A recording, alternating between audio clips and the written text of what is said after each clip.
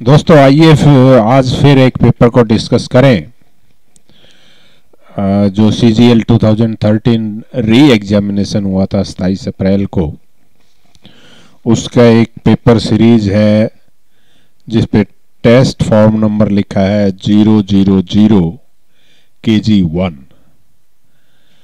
इसके English section को हम डिस्कस करेंगे। क्वेश्चन नंबर 151 से लेके और 155 तक, इसमें वही सेंटेंस दिया हुआ है और उसका डिवीजन किया हुआ है 3 पार्ट्स में और उनके किसी एक पार्ट में मिस्टेक है और आपने उस पार्ट का नंबर बताना है A, B या C। अगर कोई भी मिस्टेक नहीं है तो आपने D लिखाना है, नो एरर। 151 में suddenly they saw a car coming at a breakneck speed and old men were crossing the road at the zebra crossing। इसमें देखिए जो सेकंड सेंटेंस है an old man were crossing, तो यहां पर वर की बजाय वाज होगा। ये तो आप सबको मोस्ट प्रोबेबली पता ही होगा, सिर्फ ध्यान देने वाली बात है। 152 after tasting both John prefers tea then coffee. इसमें भी देखिए जो प्रेफर है, प्रेफर एक ऐसा वर्ड है जो कंपैरेटिव डिग्री का काम करता है और इसके बाद देन नहीं आता है, टू आता है। तो करेक्ट सेंटेंस बनेगा after tasting both John prefers tea to coffee, तो सी में मिस्टेक है। 153 I sprained my ankle when I was playing basketball। जब मैं बास्केटबॉल खेल रहा था तो मेरे घुटने में मोच आ गई, घुटने में नहीं टखने में। तो देखिए जब व्हेन का मतलब होता है किसी पार्टिकुलर पॉइंट का हम जिक्र करें, समय के किसी पॉइंट का, और जब हम किसी अंतराल की बात करें यानी काम जब चल रहा हो उसकी बात करें तो व्हाइल शब्द यूज होता है, WHILE। तो करेक्ट सेंटेंस बनेगा I spend my ankle while I was playing basketball. तो बी में मिस्टेक है, व्हेन की बजाय व्हाइल होना चाहिए। 154 I love the paintings they were so real. देखिए अब इसमें अब पेंटिंग्स नहीं है, ड्राइंग्स है। I love the drawings they were so real. अब ये दो सेंटेंस है। ड्राइंग्स के बाद जब दूसरा क्लॉज शुरू हुआ है दे वर सो रियल, तो ड्राइंग्स के बाद या तो कोमा हो या सेमी कोलन हो, फुल स्टॉप हो तो फिर दे का टी बड़ा हो, तो कोई भी निशान नहीं है। अदरवाइज भी दे वर सो रियल मुझे व्यक्तिगत रूप से ठीक नहीं जचता है, दे वर वेरी रियल ज्यादा अच्छा होता। In any case mistake C में है। अगला 155 इट इज टाइम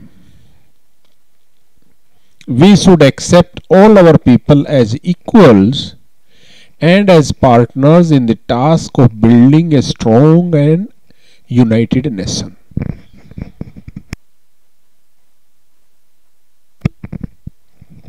देखिए जब ये इट इज टाइम वाला फ्रेज आता है उसके बाद आपको पता ही होगा कि पास्ट टेंस आता है, तो होना ये चाहिए कि it's time that we accept it, आगे यूं का यूं, तो बी में मिस्टेक है।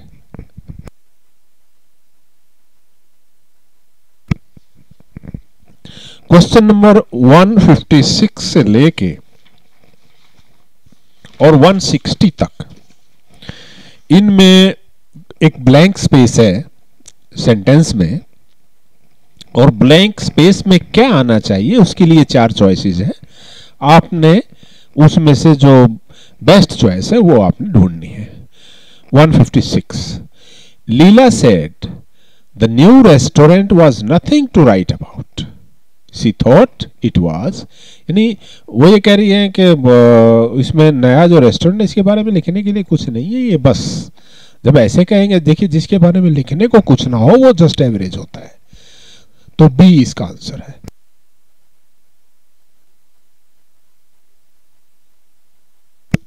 One 157 My Nigerian friend Pela is having trouble finding work here in London, but he says if push comes to shove he can always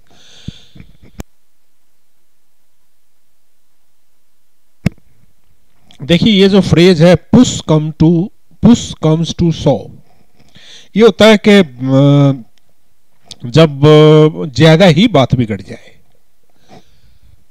यानी बिल्कुल आप जैसे होता है कि एक कोई कमजोर कुत्ता कहीं चला जाए या दूसरी गली में कुत्ता चला जाए और सारे कुत्ते जब उसके पीछे पड़ जाते हैं, उसको बिल्कुल एक पड़ने के वो भागता है और भागते भागते वो कोने में हो जाता है। उस टाइम पे उसके पास कोई चारा नहीं होता, अल्टीमेटली बस उसको कुछ ना कुछ करना ही होता है। तो यही स्थिति होती है कि पुश कम्स टू शव,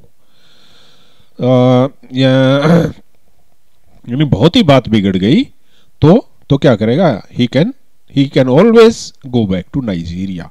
तो ए इसका आंसर होगा। 158 if you say to someone you are so full of yourself, they will probably feel, देखिए अगर आप किसी को कहेंगे कि आप तो कुछ अपने आप से ज्यादा ही भरे हुए हो, अपने आप को क्या समझते हो, तो वो तो अपसेट होगा, उसको कोई प्राउड नहीं होगा, घमंड नहीं होगा, खुश नहीं होगा, शांत नहीं होगा, पर अपसेट होगा। बी इसका आंसर है। 159 Bob and Jane decided to tie the knot, Bob और जॉन ने शादी करने का फैसला किया। क्यों किया होगा? Because they loved one another, तो बी आएगा। 160 the archer missed the blank by an inch. Archer होता है कि जो निशाना, तीर का जो खेल होता है उसमें जो निशाना साधता है, तीर कमान का जो खिलाड़ी होता है उसको आर्चर बोलते हैं, धनुर्धर। उसने क्या मिस किया होगा 1 इंच से? देखिए एम तो होता है जब वो अपना निशाना साधता अपनी आंख से वहां बैठता है, और जहां पर उसने तीर को मारना है उसको या तो बोलते हैं टारगेट या उसको बोलते हैं एम। एम नहीं, टारगेट या मार्क बोलते हैं। एम तो वो जो अपनी आंख से और जो पॉइंट कर रहा है वो एम है। अब स्कोर मार्क्स होते हैं, ब्लो मुक्का होता है और पॉइंट तो नंबर होते हैं। अब उसने क्या मिस किया होगा मुझे कुछ ठीक से समझ नहीं आया, पर यह हो सकता है कि किसी ने उसको मारने की कोशिश की हो और वो ब्लो होता है मुक्का, तो उसने मुक्का मिस किया हो 1 इंच से, यानी मुक्का मारने की कोशिश की और उसको 1 इंच से वो बच गया हो। ऐसी अगर पॉसिबिलिटी हो तो ब्लो आएगा, नहीं तो पॉइंट इसका क्लोजेस्ट आता है, क्योंकि आपने 4 में से एक चॉइस देनी ही है। अगर आप वो मीनिंग समझ लें कि मुक्के से 1 इंच बच गया फिर तो ब्लो बन सकता है, नहीं तो पॉइंट ही इसके नियरेस्ट है। 161 से लेके और 163 तक 3 क्वेश्चन ऐसे हैं कि जिनमें आपने सिनोनिम बताने हैं। क्रेडिबल होता है जिस पे विश्वास किया जा सके, जैसे कहते हैं ना कि उनको कोई क्रेडिबल एविडेंस मिला, यानी ऐसा सबूत मिला कि जो विश्वसनीय हो, तो बिलीवेबल डी। ऑब्स्ट्रेप्रस होता है कि जो उत्पात ज्यादा करे, उदंड, अड़बादी, तो अनरूली बन सकता है इसका क्लोजेस्ट, क्योंकि सलन जो होता है वो तो रूठा हुआ होता है और लेजी सुस्त होता है। ऑकवर्ड होता है जो ऐसे ही ऑकवर्ड यानी अटपटा, बट अनरूली होता है उत्पाती या शरारती। एक्सट्रिकेट, एक्सट्रिकेट होता है कि जब आप जैसे कहीं फंसे हुए हों और आप अपने आप को निकाल लें किसी तरह से, तो वो एक्सट्रिकेट करना होता है, आपने अपने आप को फ्री कर लिया, तो बी इसका आंसर आता है। क्योंकि टाई तो बांधना होता है, पुल खींचना होता है, कॉम्प्लिकेट उलझाना होता है, तो फ्री ही हुआ स्वतंत्र कर लेना। 167 टू 164 टू 166 ये तीन ऐसे हैं जिनमें आपको इंटोनिम बताने हैं। ग्रुप, ग्रुप तो समूह होता है, और जो समूह में नहीं है वो अकेला है, इंडिविजुअल है, सी हुआ। सोलिटरी होता है एकांत, अलोन होता है अकेला, और सिंगुलर होता है एक वचन। तो इंडिविजुअल हुआ एक, इंडिविजुअल इसका सही उत्तर है। एक्विट, एक्विट होता है बरी कर देना, और उसका उल्टा हुआ कंडम्ड। डिसेंट, डिसेंट होता है असहमति, असंतोष। जैसे डिसेंडेंट भी होते हैं, जो पार्टी में किसी को, पॉलिटिकल पार्टी में किसी को टिकट ना मिले तो वो असंतुष्ट हो जाता है, और उसके अंदर जो कुछ पनपता है वो डिसेंट होता है। और यानी उसका डिसेंट जो होता है वो डिसएग्री करता है, और उसके जो फिर एंटोनिम होगा तो एग्रीमेंट हो जाएगा। तो ए इसका आंसर है।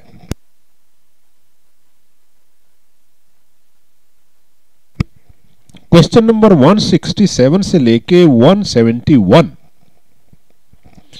इनमें सेंटेंस के एक पार्ट को अंडरलाइन किया हुआ है और उसका मीनिंग आपने ढूंढना है। नीचे 4 चॉइसेस है, उनमें से 167, the mention of her former husband's name still makes Rita foam at the mouth. Foam at the mouth का मतलब है कि उसको वो बहुत नाराज हो जाए या बहुत एक्साइटेड हो जाए।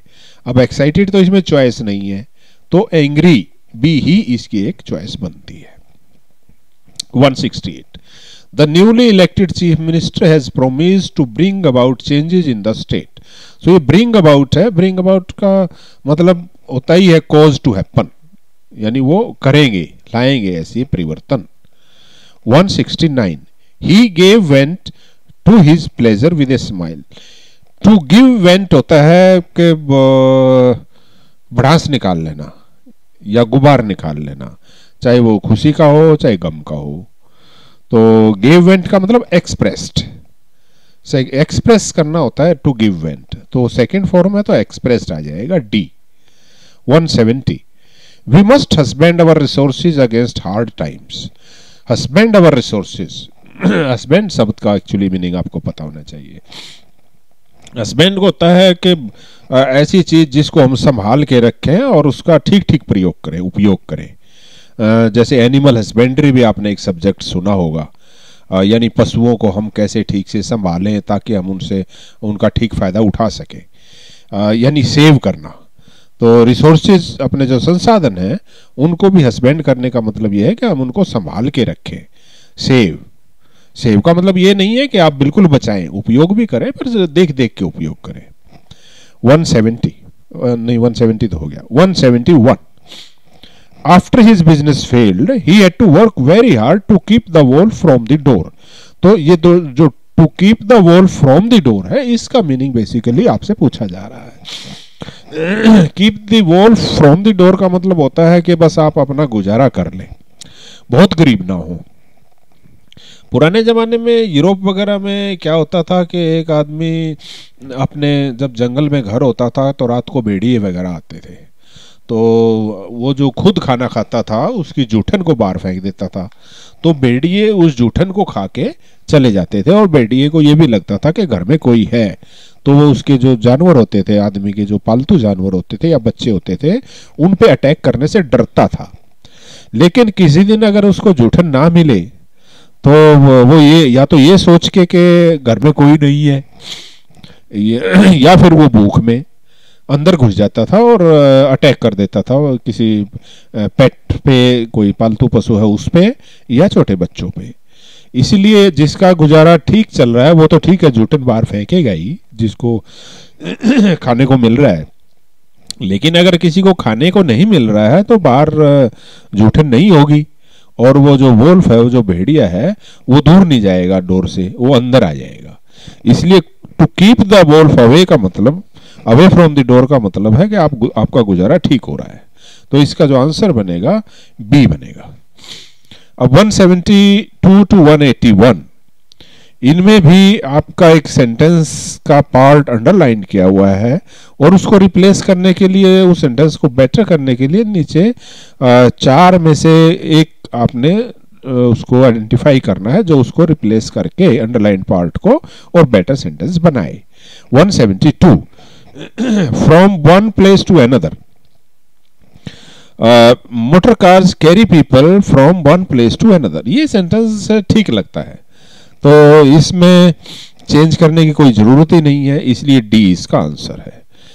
173, देन विद ऑल हिज लूट ही सेल्ड इनवर्ड्स स्कॉटलैंड शोर, वो सब अपनी लूट को अपने साथ लेके और स्कॉटलैंड की तरफ चला गया। तो इनवर्ड नहीं, यहाँ पर टुवर्ड्स आना चाहिए, वो बेटर वर्ड है और बी आएगा इसका answer. 174, the teacher was very proficient in his subject, proficient शब्द यहां पर ठीक है, इसको देखिए, लेकिन इनमें से चॉइसेस में से एक प्रोफिशिएंट ही चॉइस है, यानी जो ऊपर दिया हुआ है उसी को दोबारा लिख दिया गया है, और फिर नो इंप्रूवमेंट भी है। अगर आप उसी को लिखेंगे तो वो नो इंप्रूवमेंट भी हो गया, नो इंप्रूवमेंट भी हुआ, और अगर सी लिख देंगे तो सी वाला उसको रिप्लेस भी करता है। इसलिए मुझे पता नहीं कि इसका आंसर आपको सी लिखे या डी लिखे, पर मैं इसको डी मान के चल रहा हूं, क्योंकि सी या डी जो भी लिखेंगे आप, उसका अर्थ एक ही है कि इसमें कोई चेंज नहीं है।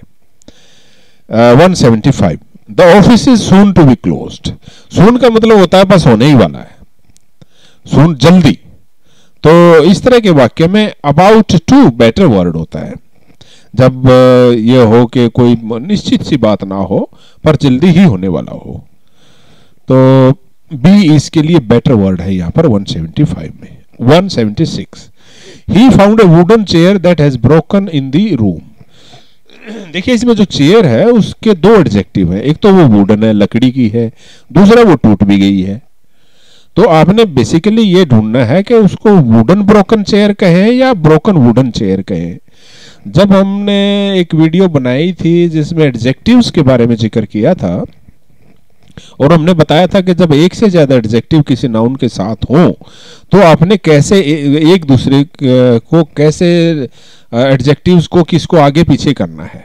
तो उसमें यह भी बताया था कि जो मटेरियल वाला है वो बाद में आता है, तो मटेरियल इसमें वुडन है तो वुडन बाद में आएगा और ब्रोकन पहले आएगा, तो बी इसकी सही चॉइस है। आप डिटेल में देखने के लिए वो वीडियो देख सकते हैं, बी इसकी चॉइस है, broken wooden chair. 177, the robbers fled before the police केम, अब केम का आपने सब्स्टिट्यूट ढूंढना है, केम को बेटर करे, जो सेंटेंस को बेटर कर दे केम की जगह लगाने से, तो वो अराइव्ड है। केम और अराइव, केम तो होता है कि उस दिशा में चल पड़ना, रास्ते में भी हो सकता है, बट अराइव का मतलब पहुंच जाना है। और यहाँ कह ये रहे हैं कि जो डाकू थे वो भाग गए थे जब पुलिस पहुंची, पहुंचने के लिए प्रॉपर वर्ड अराइव है, तो अराइव्ड ए आ जाएगा 177 का। 178, the host were taken aback when many guests who had been invited did not turn up for the party. अब ये हु हैड बीन इनवाइटेड ये ठीक है, और इसकी जगह देखिए वही प्रॉब्लम इसमें है जो 174 में थी। ए में यो का यो दिया हुआ है हैड बीन इनवाइटेड और उसकी जगह हैड बीन इनवाइटेड, यानी उसकी जगह हैड बीन इनवाइटेड ही लिख दो, और इसका मतलब नो इंप्रूवमेंट हुआ, तो हम क्यों ना नो इंप्रूवमेंट लिख दें। तो डी लिखे या ए लिखे एक ही मतलब है, पर मैं इसको डी मान के चल रहा हूं। 179, the master aimed a blow to Oliver's head with the ladle, ये तो सेंटेंस उस फेमस बुक में है जो नॉवल है ओलिवर ट्रेवल्स, और उसमें ये जो एम किया जाता है ब्लो को, उसके बाद एट आना चाहिए टू की जगह, एट ओलिवर्स हेड, टू नहीं, यहां पर गलत है, तो ये कहां पर है, सी में। The master aimed a blow at Oliver's head. 180, the athletes who have won prizes, अब ये athletes who have won prizes ये अंडरलाइन किया हुआ है और इसकी जगह आपने ढूंढना है, तो इसका मतलब athletes who have won prizes तो प्राइज विनिंग एथलीट्स हो गया। तो प्राइज विनिंग एथलीट्स कहां दिया हुआ है? ए में। 180 का ए हुआ। 181, can you please give me some leave. देखिए लीव वगैरह आपको ध्यान होगा कि ग्रांट की जाती है। तो ग्रांट कहां पर, ग्रांट में कहां पर है? बी में। Can you please grant me some leave. 181 B हो गया। अब है क्वेश्चन नंबर 182 से लेके 188 तक। ये टर्म्स हैं, इनको आपने बताना है कि जैसे एक ग्रुप ऑफ वर्ड्स है, वो जो मीनिंग बनाते हैं उसके लिए एक शब्द क्या हो, पूरे मीनिंग के लिए एक शब्द से कैसे वो पूरा मीनिंग निकले। A word that reads the same backwards as forwards, यानी ऐसा शब्द जो बाएं से दाएं पढ़े या दाएं से बाएं पढ़े और उसका एक ही स्पेलिंग बने, तो उसको पैलिंड्रोम बोलते हैं। जैसे ये अगर संख्या ऐसी ले तो 121 है, उधर से पढ़े तो 121, उधर से पढ़े तो भी 121, तो ऐसे शब्दों को पैलिंड्रोम बोलते हैं। ए इसकी बेटर चॉइस है, क्योंकि देखिए एक्रोस्टिक तो ऐसा होता है कि जो कोई ऐसा वर्ड हो, ऐसी कोई कविता हो जिसके फर्स्ट या लास्ट लेटर्स को जोड़े तो उससे कोई शब्द बन जाए। जैसे किसी ने मदर डे पे मदर के बारे में लिखा था, एक लाइन में लिख दिया मम्मी, अगली लाइन में लिख दिया ओपनिंग, तीसरी लाइन में लिख दिया द डोर और चौथी लाइन में लिख दिया हियर एंड देयर, तो ये बन गया MOTH। पांचवी लाइन में लिख दिया एवरीडे और छठी लाइन में लिख दिया रनिंग, तो ये MOTHER। जो इनकी सब की जितनी लाइनें बनी उनके पहले लेटर को लें तो उससे मदर वर्ड बन जाता है। तो ये होते हैं एक्रोनिम। तो एक्रोनिम तो नहीं हुआ जो आगे पीछे का हो, वो तो पैलिंड्रोम हुआ। और नहीं एक्रोनिम नहीं, एक्रोस्टिक होता है वो। और एक्रोनिम होता है कि जैसे आप बोलते हैं भारतीय जनता पार्टी को भाजपा बोल देते हैं, ये एक्रोनिम है।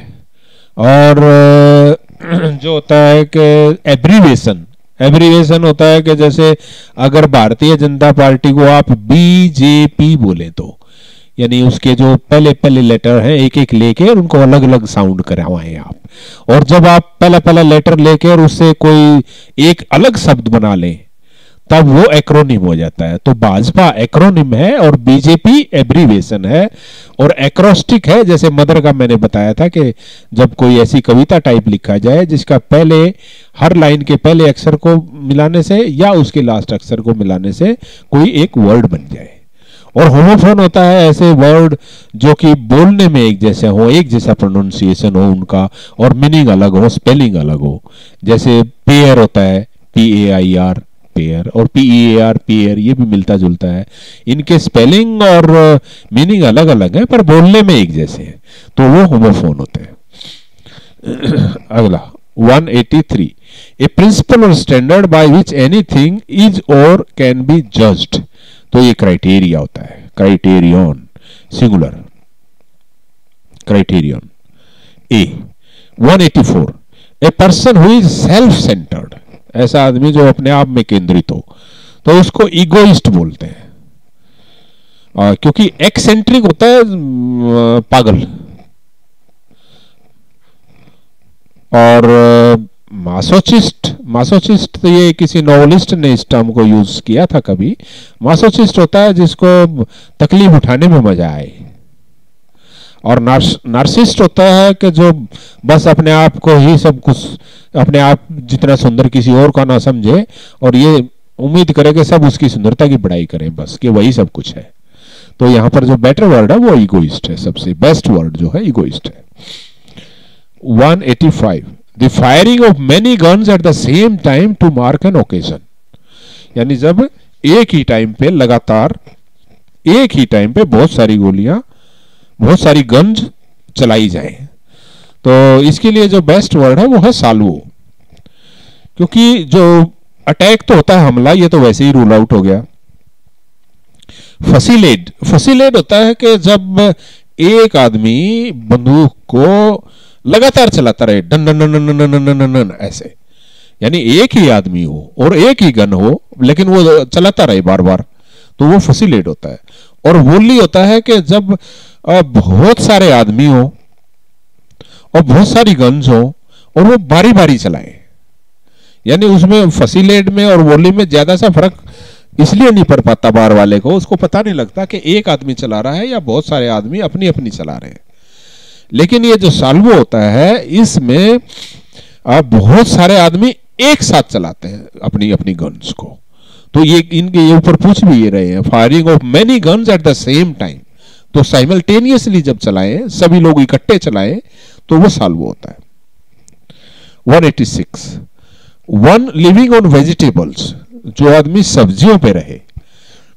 देखिए इसमें जो पॉसिबल है वो बारबेरियन तो जंगली होता है, वेजिटेरियन होता है जो सब्जी पे रहे, हर्बीवोर होता है जो घास पे रहे, हालांकि सब्जी भी घास ही है अगर बोटनिकल टर्म्स में देखा जाए तो। और आपको ये भी पता होगा कि जो वेजिटेरियन है वो सिर्फ वेजिटेबल्स थोड़ा ना खाते हैं, दूध भी तो लेते हैं, घी भी तो लेते हैं, फल भी तो खाते हैं, यानी वो मीट नहीं खाते इसलिए वेजिटेरियन है। लेकिन इसका क्लोजेस्ट मीनिंग यही बनता है। कार्निवोर होता है जो मीट खाए, तो हर्बीवोर जो घास खाए, तो वेजिटेबल्स तो घास से डिफरेंट है, इसलिए जो क्लोजेस्ट मीनिंग है वो वेजिटेरियन है, बी इसका आंसर होना चाहिए। 187 ए पर्सन हु सपोर्ट्स और speaks in favour of something, वो तो एडवोकेट, आपको पता ही है, बोलते ही है कि भाई उसने एडवोकेट किया है किसी चीज को, यानी आप किसी मुद्दे पर आप जो स्टैंड लेते हैं तो आप उस मुद्दे के एडवोकेट हो जाते हैं अगर आप उसके पक्ष में स्टैंड ले तो। 188 an extract from a book of writing, यानी किताब के जो कुछ पेजेस में से जैसे आप रिव्यू वगैरह लिखते हैं तो उसमें जब उस किताब का टेक्स्ट यूं का यूं लेके आप जब छापते हैं किसी उसको रेफर करने के लिए तो एक्सर्प्ट होता है, वो बी इसका आंसर आएगा, क्योंकि प्रीफेस तो होता है जो किसी किताब से पहले लिखा जाता है उस किताब के बारे में थोड़ा आइडिया देने के लिए, और रिव्यू होता है जो किताब के लिखने के बाद उसको पढ़ने वाला अपना ओपिनियन उस पर जब बताता है वो रिव्यू होता है। और फुटनोट होता है कि किसी बुक पे या किसी पेज के नीचे उसके बारे में थोड़ा सा उसको फर्दर एक्सप्लेन करने के लिए बताया जाता है नोट, वो फुटनोट होता है। अब 189 और 190 ये दो क्वेश्चन ऐसे हैं कि जिनमें चार चार वर्ड हैं, उनमें से सिर्फ एक की स्पेलिंग ठीक है, आपने वो वर्ड बताना है जिसकी स्पेलिंग ठीक है, ठीक स्पेलिंग वाला वर्ड आपने आइडेंटिफाई करना है। तो 189 में बी है और 190 में सी है, ये तो आपने डिक्शनरी से देख ही लिया होगा। और आगे अब 191 से लेके 200 तक वही पैसेज है, और पैसेज बहुत आसान है, मुझे नहीं लगता कि वो सब डिस्कस करने की ज़रूरत है। तो आप बताइएगा कैसा लगा, और उसके बाद फिर देखेंगे जब एसएससी का आ जाएगा, फिर इसको मौका लगा तो फिर डिस्कस करेंगे। और ओके बाय, नमस्कार।